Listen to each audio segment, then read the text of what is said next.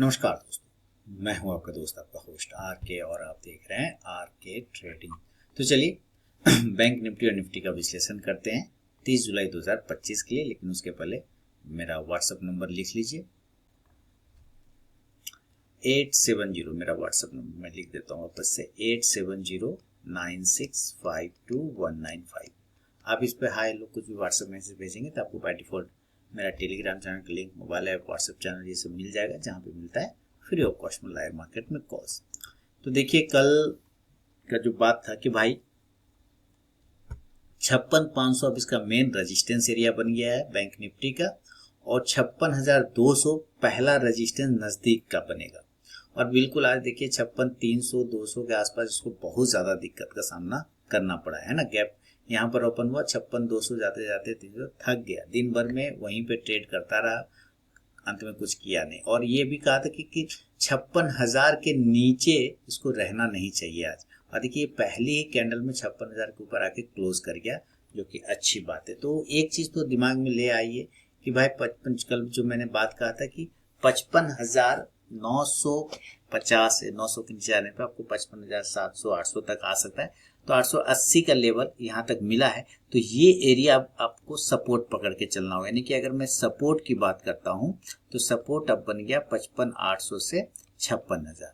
ठीक है, ये सपोर्ट एरिया है, क्लियर हो गया। और रेजिस्टेंस एरिया आपके ऊपर तो 56,300 का, ये आपका रेजिस्टेंस एरिया हो गया।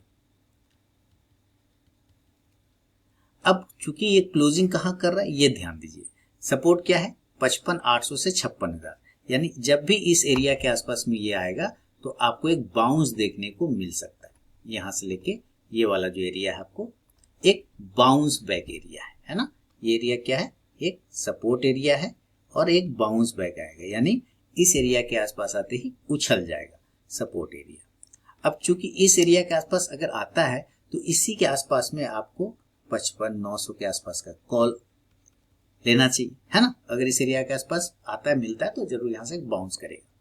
लेकिन अगर ये ऊपर की तरफ में ये रेजिस्टेंस एरिया ब्रेक हो जाता है जो कि 56,300 है, अगर ये ब्रेक हो जाता है अप साइड का ट्रिगर लेवल स्टार्ट हो जाता है यहां से, तो फिर यहां से भी आपको 56,300 का कॉल ऑप्शन की तरफ नजर रखना चाहिए। अगर इसके ऊपर निकालता है तो यहां से अगर ये निकलेगा तो ऊपर कहां तक जाएगा, तो ये रेजिस्टेंस एरिया यहां है ना, यानी ये यहां से लेके यहां तक जिसका भाव आता है 56,500 से 56,600, ये है रेजिस्टेंस। तो यहां तक ये वापस क्लेम किया जा सकता है। लेकिन अगर इनकेस नीचे के साइड में, अगर नीचे के साइड में ये ब्रेक डाउन कर जाता है और 55,850 के नीचे ही सस्टेन कर जाए, तो ये नीचे कहां तक आएगा, तो ये नीचे धीरे धीरे धीरे धीरे अपने नेक्स्ट सपोर्ट एरिया 55,500 तक आने का कोशिश कर सकता है। ये नेक्स्ट इसका सपोर्ट एरिया है नीचे की तरफ।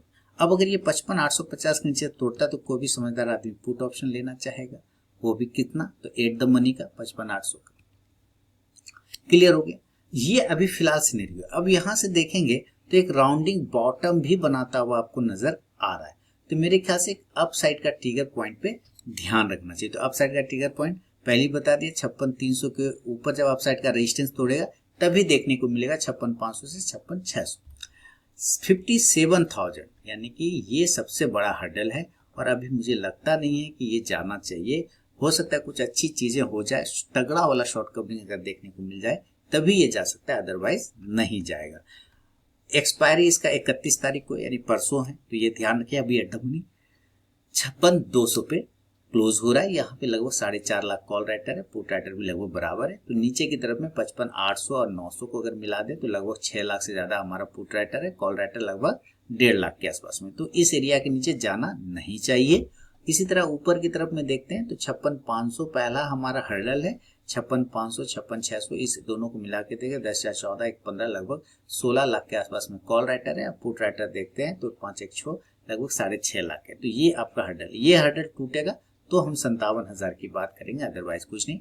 विक्स देखा जाए सही है, पीसीआर ओवरशोल्ड है, ये भी ठीक है। 56,222 हमारा स्पॉट है, 56,327 फ्यूचर है, लगभग 100 पॉइंट हम महंगा चल रहे हैं। तो 56,300 के ऊपर जाने के बाद ही फिर कुछ मामला जमेगा इसमें, ये चीज़ें आपको क्लियर आ गया, नीचे की तरफ का लेवल आपको पता चल गया, इसका कहाँ से रेजिस्टेंस ले रहा है कहाँ से। और आज एक दायरा है, कोई बड़ा मूव नहीं किया इसने, छोटा ही मूव है, एक दायरे में फंसा हुआ है बैंक निफ्टी, और ये अगर तोड़ दे ऊपर की तरफ में या नीचे की तरफ में तो उस तरफ का एक फॉल आपको देखने को मिलेगा।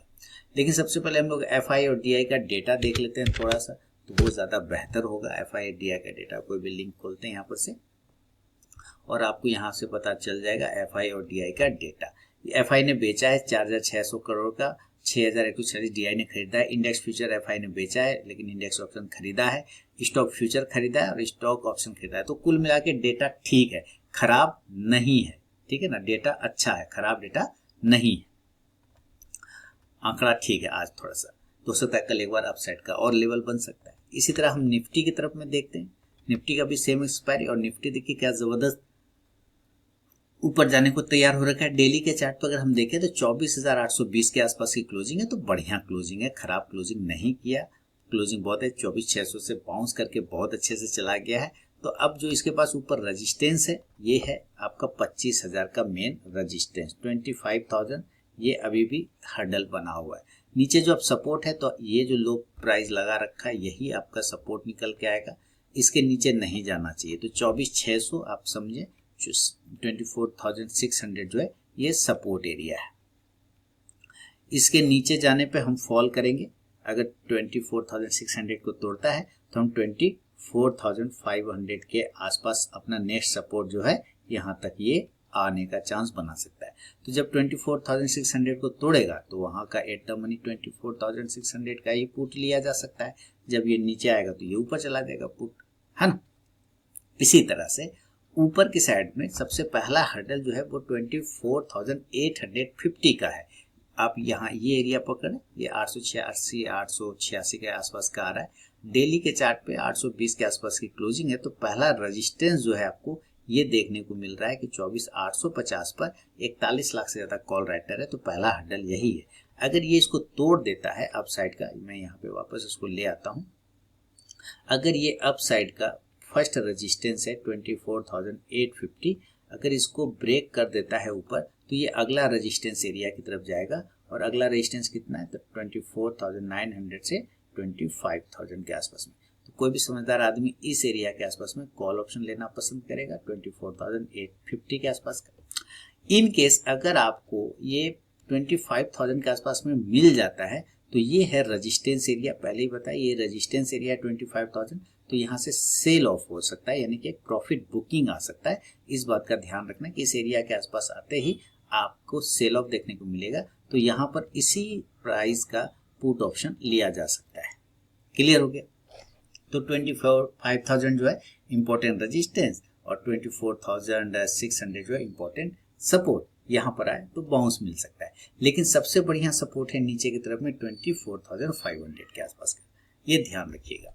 अच्छा, अब देखते हैं इसका ऑप्शन डेटा को थोड़ा सा। तो ऑप्शन डेटा क्या दिखा रहा है भाई, पीसीआर ठीक ठाक है और विक्स भी ठीक है, और लगभग वो स्पॉट फ्यूचर बराबर है, 20 पॉइंट का महंगा है।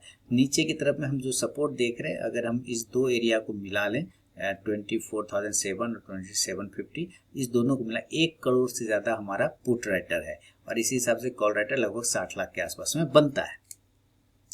तो 24,800 पे हमारा लगभग 82 लाख कॉल राइटर है, जो कि बहुत हर्डल है। हालांकि हम उसके ऊपर सस्टेन कर रहे हैं, इसलिए थोड़ा सा मजबूती हो सकता है। ये लोग खतरे में आ गया है, ये शॉर्ट कवरिंग करके ऊपर ले जा सकता है। लेकिन 25,000 ब्रेक नहीं हो पाएगा, क्योंकि यहाँ पे 1.5 करोड़ कॉल राइटर बैठा हुआ है।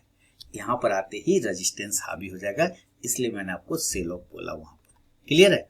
तो ये है दोस्तों इंपॉर्टेंट सपोर्ट और इंपॉर्टेंट रेजिस्टेंस बैंक निफ्टी का और निफ्टी का 30 जुलाई 2025 के लिए। चलिए मैं मिलूंगा नेक्स्ट वीडियो में, तब तक के लिए बहुत बहुत धन्यवाद।